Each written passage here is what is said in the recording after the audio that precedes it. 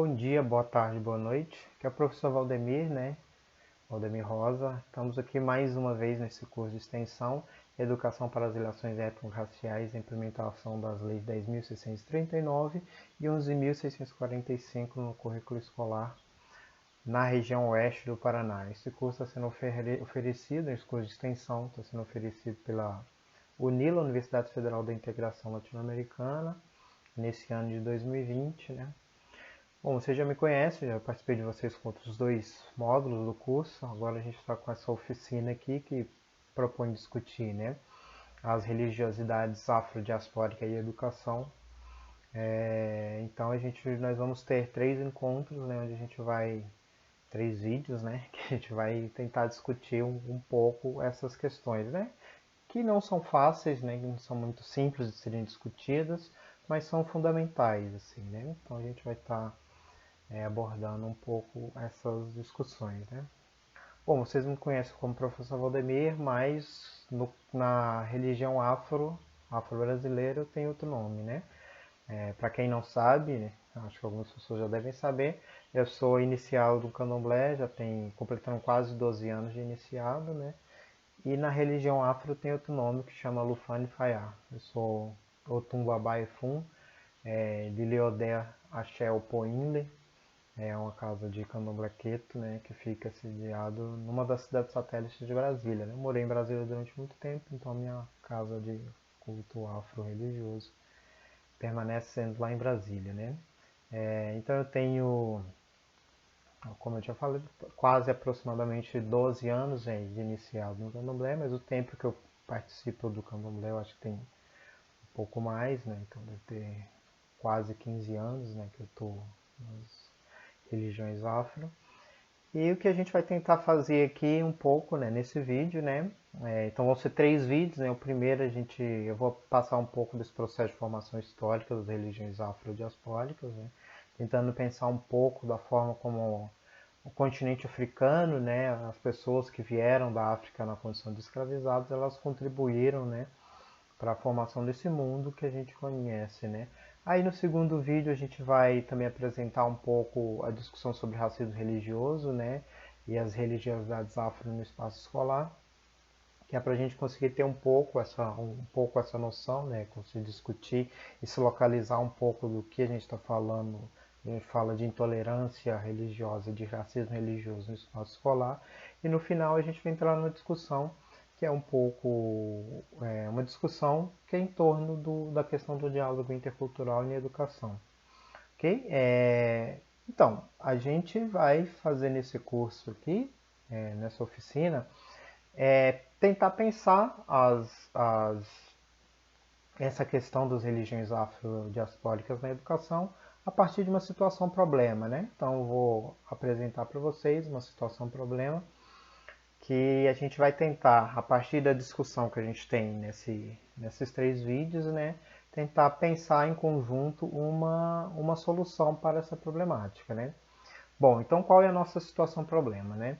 Bom, então a gente tem uma criança, né, que a gente vai chamar ela de Luciana, e ela é uma criança cujos pais e ela própria, né, pertencem às religiões afro-brasileiras e ela é do candomblé, né? Então, essa é uma criança, né? Que é uma situação muito comum, assim, né? Você tem pais que são, né, das religiões afro, assim como você tem pais católicos, pais das mais diversas profissões, né? Cristãs, né, evangélicas, neopentecostais, então você tem todos esses processos. E é muito comum que as crianças sigam, acompanhem os pais na religião, né? Bom, então, a Luciana é uma criança, né, que estuda numa escola pública, né, cursa a primeira parte da educação, primeiro ciclo de educação fundamental, né, e devido, né, a esse processo, ela precisa passar por um processo iniciatório, né, nas religiões afro e que por conta desse processo, né, por conta dessa questão iniciatória, ela vai ter que ficar um determinado período, né, de 3 meses de preceito religioso, né. E nesse período de 3 meses ela vai ter que cumprir alguns requisitos, né. Então ela vai precisar utilizar roupas brancas, né, durante todo esse processo, né. Ela vai precisar manter a cabeça sempre coberta, então ela vai ter que usar um, um lenço branco, né, cobrindo a cabeça como se fosse um turbante, né. E vai precisar passar um ano inteiro utilizando saia, ok? Como parte de todo esse processo iniciatório, né? Então, a partir dessa situação problema, que é a questão que a Luciana ela vive, né? Ela passa a experimentar a partir do seu processo de iniciação, a gente vai tentar pensar em alguns desses processos, né? Então, a Luciana, essa criança, né, que vai ser esse exemplo, esse exemplo para essa nossa primeira situação problema, né? Ela vai no processo iniciatório dela, ela vai precisar ficar 30 dias aproximadamente, né, ausente do espaço escolar. Então a gente vai tentar compreender aqui, né, toda essa situação da Luciana, nesse caso específico da Luciana, e vamos tentar pensar em conjunto uma solução, ou quais seriam soluções possíveis, né, para o caso da Luciana, né? Então a gente vai começar essa discussão nesse módulo aqui, nessa oficina, né, tentando entender alguns processos, né, e o porquê que a gente tem essas situações muito características, né? Ok? Então vamos tentar ajudar os professores e a direção dessa escola para a dar uma resposta adequada a essa necessidade dessa criança. Então vamos lá, né? Bom, o porquê que é importante a gente discutir as questões das religiões afro no Novo Mundo, né? Bom, uma das coisas que a gente precisa ter em mente quando a gente se propõe a debater esse tema é justamente compreender a forma como o continente africano ele contribui de uma forma muito significativa para a formação do Novo Mundo, né? Então a gente tem todas as culturas do Novo Mundo, né? Seja dos Estados Unidos até o sul, até os Estados Unidos não, até o norte da América do Norte, né? Que seria o Canadá, e até o sul da América do Sul, né? Que seria a Argentina e o Chile, né? Então a gente teria todos esses países, né, fortemente, né, marcados, né, tendo uma presença uma presença muito significativa da contribuição que a população africana deu para os seus processos de formação. E aí a gente não está falando apenas dos processos econômicos, né, e que a gente já está discutindo, a gente já tem uma experiência grande em todo esse processo, né? A gente está falando principalmente dessas contribuições culturais, né? Bom, então os autores da antropologia, da sociologia, quando eles se propõem a pensar um pouco essa contribuição, eles costumam fazer essa contribuição cultural, né, da África, né, para a formação do Novo Mundo, né, desse mundo moderno que a gente conhece. Eles costumam pensar o continente africano a partir de áreas culturais. O que seriam essas áreas culturais? Seriam grandes extensões territoriais onde esses povos, os povos africanos, eles teriam algumas características culturais que são mais ou menos parecidas, né? E uma das variáveis, né, que são importantes para a constituição disso que a gente chama de áreas culturais, né, que a antropologia chama de áreas culturais, é o caráter linguístico, né? Então as pessoas acabam fazendo uma grande divisão de, do continente africano em áreas culturais, né? E o porquê que é importante em áreas culturais que tem a base da questão linguística, né? Bom, e essa é uma informação importante para a gente, porque quando a gente for compreender, né, a forma do processo de a formação, né, das religiões afro-brasileiras, né, essa questão das áreas culturais, das diferenças linguísticas no continente africano, elas são muito importantes, né? Bom,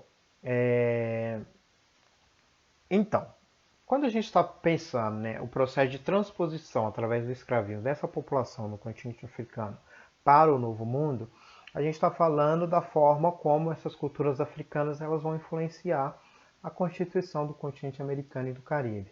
Então a gente tem, né, uma parte, uma mancha, como a gente poderia dizer assim, né, de grande influência, de grande presença da população afro,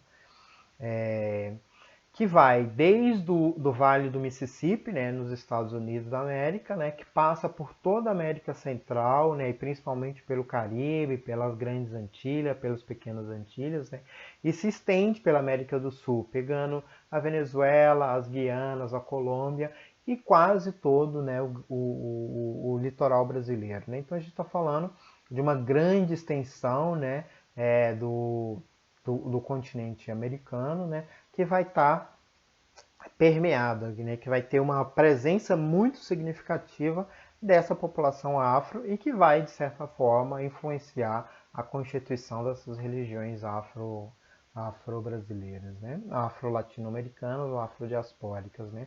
Então a gente tem um pouco desse longo processo, essa grande mancha cultural, né? Só que em cada uma dessas regiões a gente vai ter a constituição de religiões afrodiaspóricas, como a gente costuma dizer, que são um pouco diferentes entre si. E aí a gente vai pegar três casos, né? Apresentar aqui três casos para a gente pensar um pouco, né? Bom, a primeira grande influência, o primeiro desses exemplos que a gente tem é o caso de Cuba, né? Cuba é uma ilha no Caribe, né? Que teve uma grande presença, né? Né? De população africana de origem iorubana, né? Que fala o idioma iorubá, que está dentro de uma dessas áreas culturais, né? Que a gente vai falar do continente africano. Vocês devem ter visto muito isso no módulo sobre história da África com o professor Mamadou, né? Então, essas populações africanas, né, de origem iorubana, quando elas vão para Cuba, elas vão estabelecer, né, vão criar grandes influências na cultura cubana, né? Então, quando a gente olha para a música cubana, né, para a culinária cubana, né, para a forma como os cubanos falam o espanhol, né? Então, você tem um conjunto muito grande, né, de influências africanas que vão estar presentes em Cuba, né? E um dos espaços, né, da existência social cubana, onde essa presença africana se faz muito presente, é no campo da religiosidade afro-cubana, né? Eu não sei se todos vocês sabem, mas em Cuba existe uma religião, né, que chama Santeria. A Santeria, eles chamam de Santeria ou Orixás, né, que é o culto aos orixás, né, que é de uma religião afro-cubana que é muito parecida, né, com, com, a, com o próprio sistema do candomblé brasileiro, né? E por que são muito parecidos, né? Porque assim, a forma como os iorubanos eles vão para Cuba, os iorubanos também vêm em grande contingente para o Brasil, né? Então a gente tem formações de religiões afro-brasileiras e afro-cubanas que são muito parecidas, né? Além da santeria em Cuba, você tem outras formas de religiões afro-cubanas, né? Você tem uma manifestação religiosa lá que eles chamam de espiritismo cubano, que é muito parecido com a formação da nossa Umbanda, né? Onde você mescla elementos do espiritismo, kardecismo, catolicismo popular, com várias outras crenças e vai montando uma crença sincrética, né? Que é muito parecido com a nossa Umbanda, né? Então assim, a gente tem muita similaridade, como a gente poderia dizer, né? Na cultura afro-cubana e na cultura afro-brasileira, né?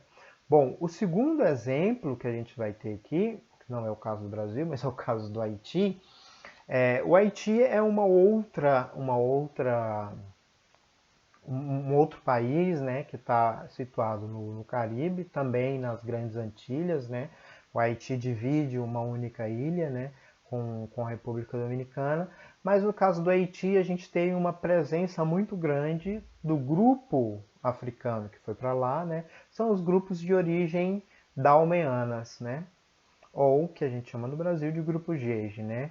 Bom, isso faz com que o tipo de religião afrodiaspórica que se desenvolve no Haiti, ele é um pouco diferente do que se tem em Cuba. E o porquê disso, né? Porque os dalmeanos e os iorubanos são povos que vivem muito próximos no continente africano, mas são povos que têm sistemas religiosos, uma língua específica, então você tem todas essas questões, né? Enquanto em Cuba, né, o culto da santeria cubana, eles vão cultuar os orixás, né, os orixás, assim como no Brasil. No caso do culto haitiano, a gente vai ter o processo de cultuar os que chamam voduns, né? Os voduns e os orixás, eles são divindades africanas que têm algumas correlações. Eles não são necessariamente os mesmos, né? Mas eles têm muitas correlações, assim, né?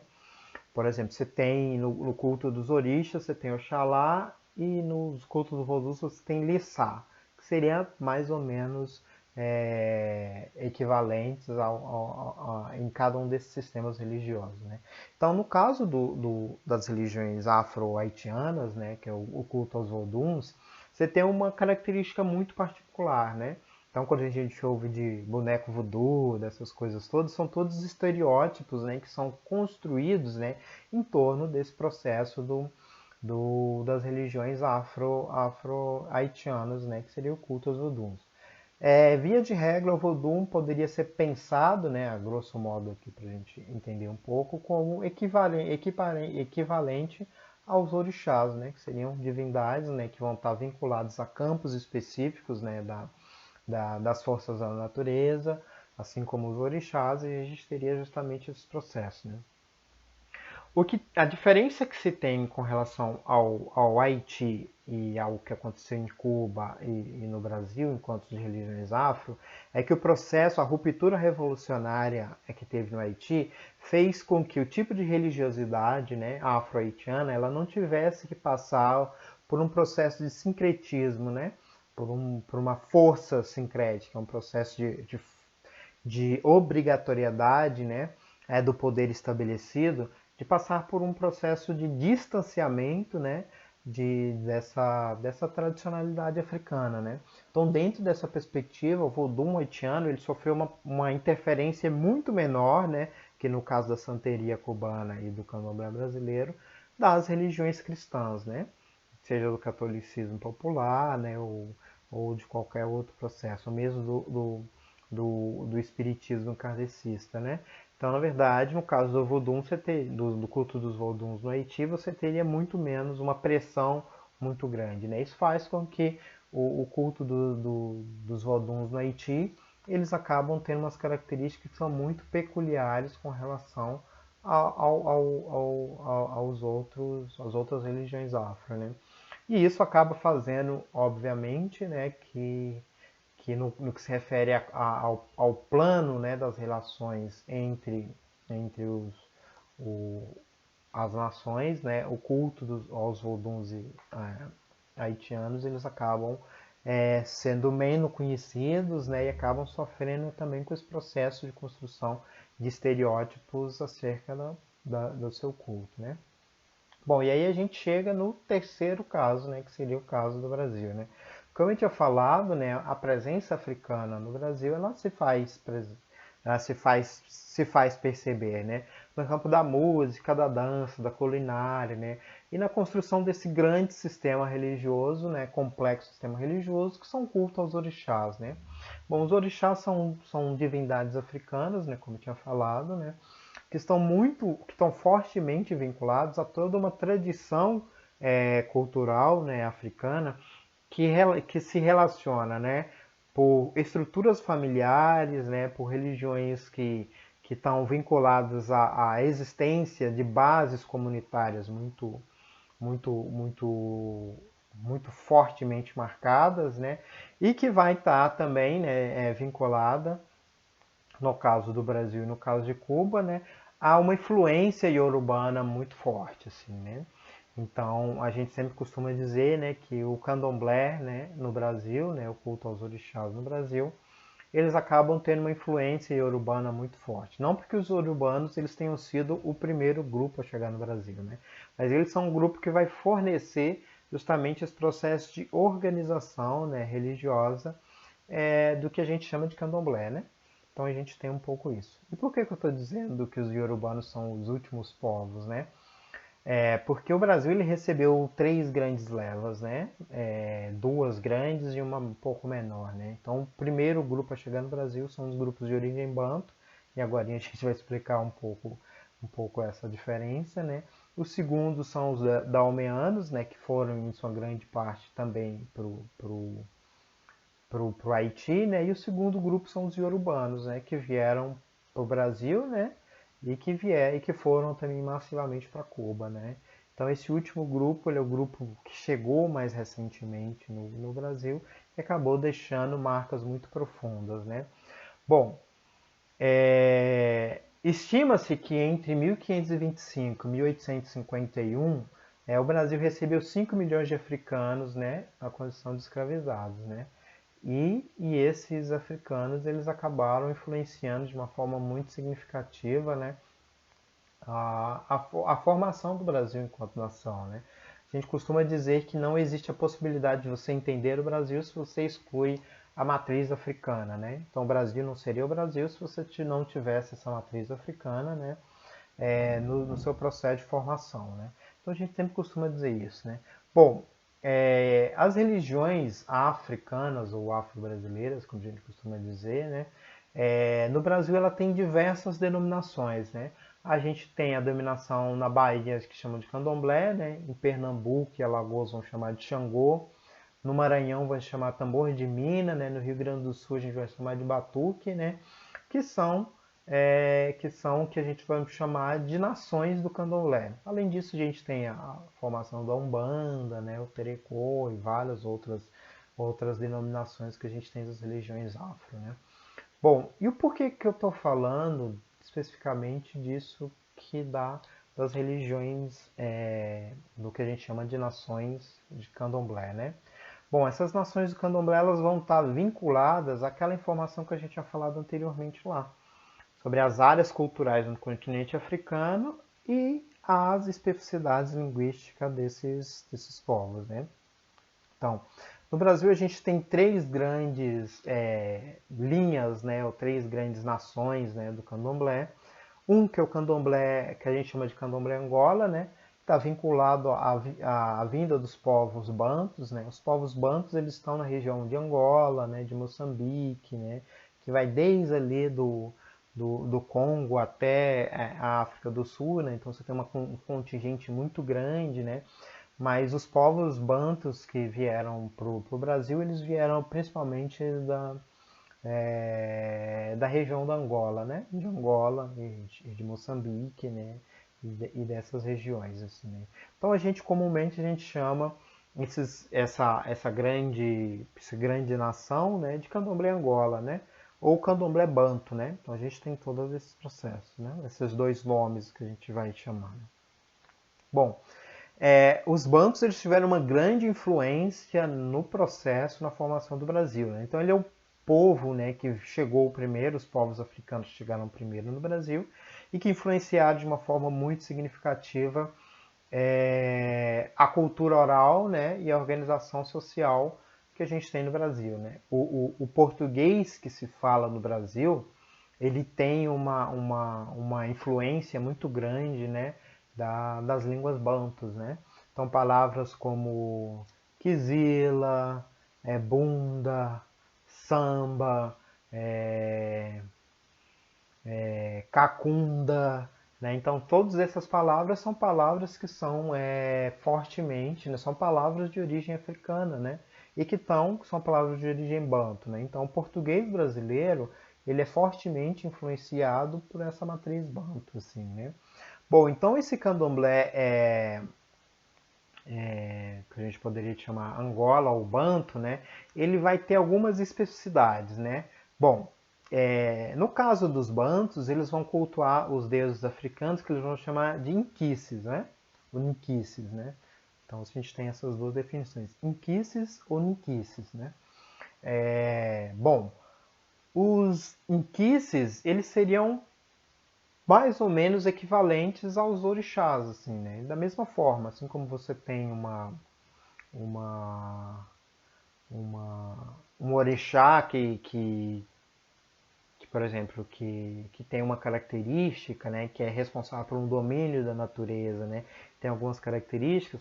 No caso das religiões, dos candomblés de origem Angola, você teria os inquices, né, que seriam mais ou menos equiparáveis. Né? Eu vou disponibilizar para vocês, como material impresso, a lista, né, de comparação do que seria, né, o orixá, o vodum e o Inquice, né? Vou digitalizar esse material e deixar disponível para vocês na pasta junto com o material para leitura, né?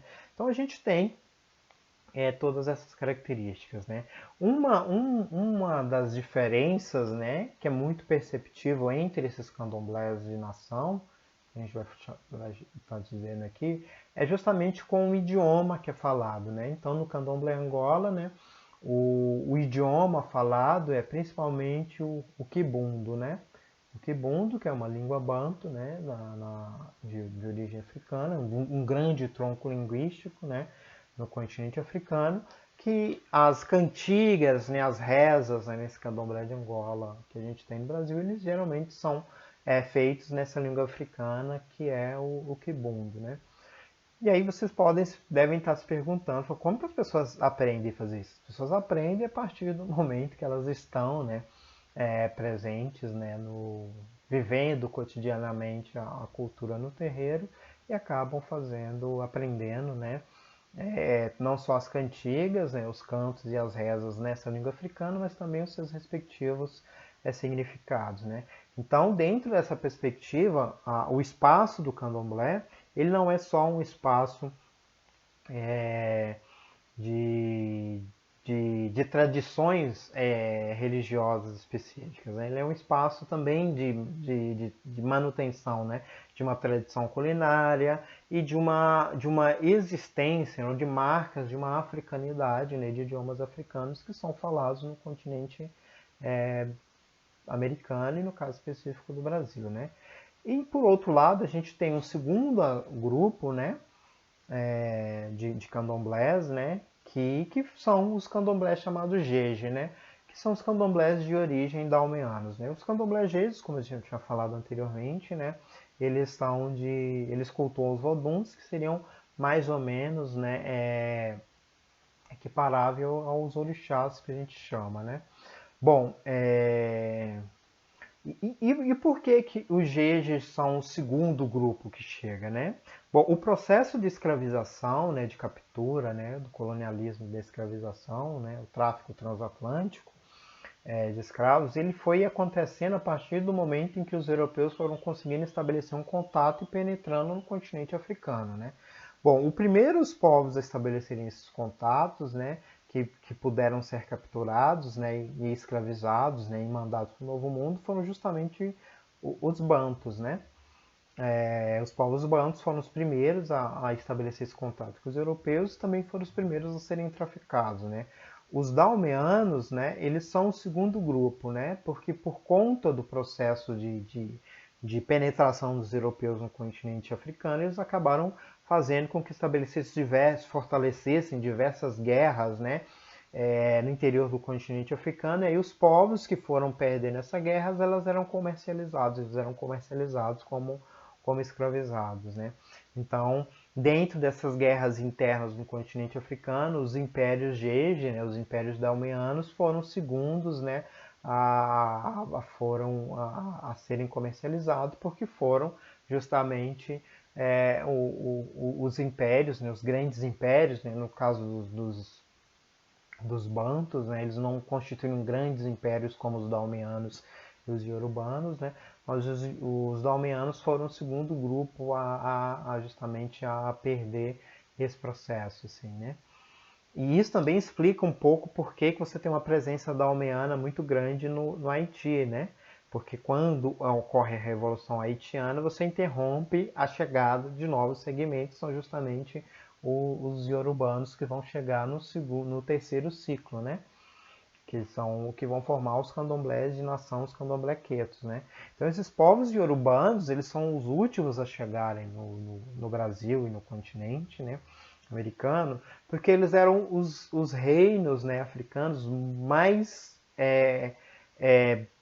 organizados no princípio de dinastias e de reinados, né, de reis, de cortes, né, de terem exércitos regulares, né, remunerados, né, pelo império, né. Então essas cidades, que a gente poderia chamar de cidades-estados, nesses reinos urbanos, eles foram os reinos que resistiram por mais tempo, né, a esse processo de penetração do continente, dos europeus no continente africano, né? Então, só num processo bem tardio, né, de desestruturação dessas sociedades tradicionais africanas, que os iorubanos vão conseguir ser capturados e vão conseguir ser vendidos para o continente americano, né, na forma de escravizados, né. Existe um vídeo, né, um vídeo que eu vou disponibilizar o link para vocês também, de um filme, né, que é um filme documentário que chama Atlântico Negro, nas Rotas dos Orixás, né? Que aí ele vai dizer, esse documentário ele vai falar justamente do processo de expansão. Aí no caso eles vão mapear, né, uma rede de, de conexões que ligam, né, o Brasil aos cultos dalmiano, né, no Benin, a partir do mapeamento do Vodun específico, né? E da forma como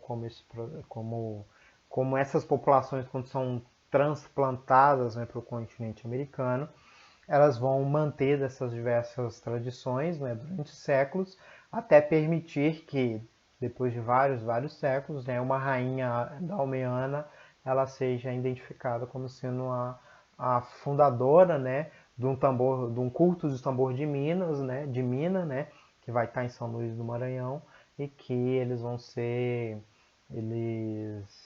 o Pierre Verger, que é um grande pesquisador das religiões afro, né, afrodiaspórica, ele vai identificar que essa casa de tambor de Minas, né, de origem jeje, né, de origem dalmeana que existe no Maranhão, foi fundada por uma rainha que foi vendida, né, como para trabalhar como escrava, né, para o Novo Mundo, e veio acabando parando no Brasil, assim, né?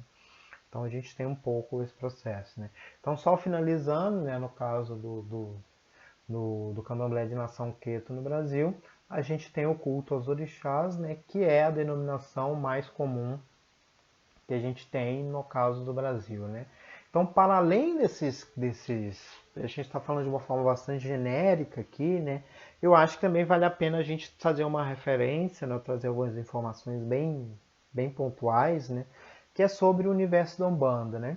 É muito comum as pessoas confundirem se Umbanda e Candomblé são a mesma coisa, são a mesma religião. Não, são sistemas religiosos distintos, né? No caso da Umbanda, é uma religião sincrética que se produz, né, no Brasil, principalmente a partir da fusão de elementos das religiões africanas, né, do cristianismo e do espiritismo kardecista, né? Então, no caso da Umbanda, é muito comum você ter as cantigas sendo cantadas em português, né? Então você tem todo um processo. Então é muito comum você ter a presença de imagens de santos religiosos, santos católicos, né? Nos templos de Umbanda, né? Então, na verdade, você tem todo um conjunto religioso que é muito específico, né? Enquanto os candomblés, os candomblés de nação, como a gente está dizendo aqui, que são os de origem banto, né, o candomblé Angola, os de origem dalmeanos, que a gente chama de candomblé jeje, né, de uma forma bastante genérica, os de origem iorubana, que a gente chama de candomblé queto, né, que seria a principal denominação, você tem a Umbanda como um outro sistema, né? Enquanto os candomblés de nação eles estão fortemente vinculados a uma herança africana, né, ou a tentativa de recriar uma nação africana, né, em território brasileiro, a gente tem no caso da Umbanda, ela nasce com uma característica um pouco distinta, né, que é uma característica de ser uma religião bastante sincrética, né? Então, no caso específico da Umbanda, a Umbanda ela é fundada, né? A data de fundação da Umbanda é 15 de novembro de 1908, né? Então, a gente tem uma data específica, né? É na região metropolitana do Rio de Janeiro, né? Onde algumas que a gente chama de entidades, né? Que seriam um preto velho e um caboclo, né? Eles baixam, né? Eles incorporam nos médios, né? Dessa de uma casa específica, né, na região metropolitana do Rio de Janeiro, né, no dia 15 de novembro, e passa as normativas do que dessa nova religião que precisaria ser criada, né? Então eles vão falar dessa questão da realização do trabalho de qualidade, né? Então essas são algumas diretrizes, né, que a gente poderia chamar de uma, de uma teologia umbandista, né? De uma teologia afro-umbandista, né? Que vai trazer, né, essas características do que seria a Umbanda, né? Então a Umbanda ela surge um pouco dentro desse processo, assim, né? Eu não tenho muita familiaridade com o universo da Umbanda, né? Mas em linhas gerais, para esse vídeo também não vou ficar muito extenso, né? A gente tem um pouco essa característica, né? Então eu vou colocar um material para leitura também que pode ajudar vocês a compreender um pouco, né? Melhor como que funciona esses processos, né? Bom, o porquê que é importante a gente compreender esse processo de formação histórica das religiões afrodiaspóricas, né? Quando a gente está pensando no caso da Luciana, essa nossa criança, né, que está no sistema público de ensino, né, e que precisa passar por esse processo de iniciação, a gente precisa entender que esse processo de iniciação, no qual a Luciana, né, que é essa situação, essa criança dessa situação problema que a gente vai precisar, que a gente vai pensar um pouco aqui, ela está vinculada a um sistema cultural, né? Um sistema com características culturais específicas, né? Então a gente precisa, a primeira informação que a gente precisa ter para conseguir tentar dar uma solução adequada para essa situação problema é que a gente tente compreender, entender, né, essa necessidade específica que essa criança tem de acordo com o sistema religioso, né, os sistemas de crença no qual ela pertence e faz parte, né? Então essa é uma dimensão que é muito importante a gente perceber, né? Então quando a gente olha, no caso da Luciana, que ela precisa passar por um processo iniciatório, que ela precisa ficar 30 dias no terreiro, né? E depois desses 30 dias ela precisa passar 3 meses, né?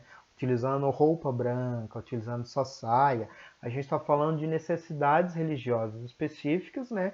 Que essas matrizes culturais elas têm. Da mesma forma que no caso do cristianismo, por exemplo, a gente tem uma tradição, né? De que na Semana Santa a gente não come carne vermelha, né? Que no que sei lá, que a gente tem, por exemplo, no período de luto, as pessoas vestem negro, né? Então a gente tem todo um conjunto grande, né? No período da quaresma, né? A gente não faz determinadas coisas, né? A gente guarda alguns preceitos alimentares, né? Então a gente tem todo esse conjunto grande, né? Que na Páscoa a gente come alguns tipos de alimento específico, né? No Natal a gente come outros tipos de alimentos específicos, né? A gente tem outros sistemas religiosos que vão definir, né, essas características como sendo diferenciadas. Então a gente precisa o primeiro passo para a gente conseguir pensar uma solução para essa problemática específica da Luciana, né? Essa criança nessa situação problema que a gente se propõe aqui, é justamente tentar compreender quais as características, né? Então, por que Luciana precisa ficar 30 dias ausente na escola? Bom, por que ela precisa durante 3 meses usar roupa branca e manter a cabeça coberta, né? E por que durante um ano ela precisa usar saia, né?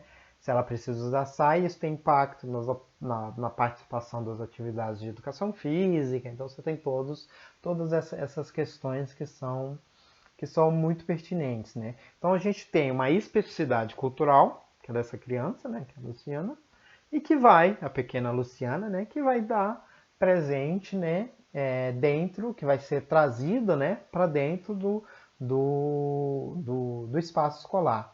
E aí como que a escola vai trabalhar com essas questões, né? Por isso que é fundamental para a gente conseguir pensar um pouco, né, tentar pensar alternativas de resolução dessa problemática, né, relacionadas à presença dessa pequena Luciana, né, dentro da escola, dentro da instituição de ensino, e que a gente consiga pensar alguns conceitos, né, que a necessidade da gente pensar a forma como o racismo opera na instituição de ensino, né, e quais seriam os instrumentos legais, né, quais seriam os direitos, né, e que essa criança tem dentro do espaço escolar. Mas isso é a conversa do nosso segundo vídeo, ok? Um forte abraço, pessoal, se cuidem e a gente se vê no próximo vídeo.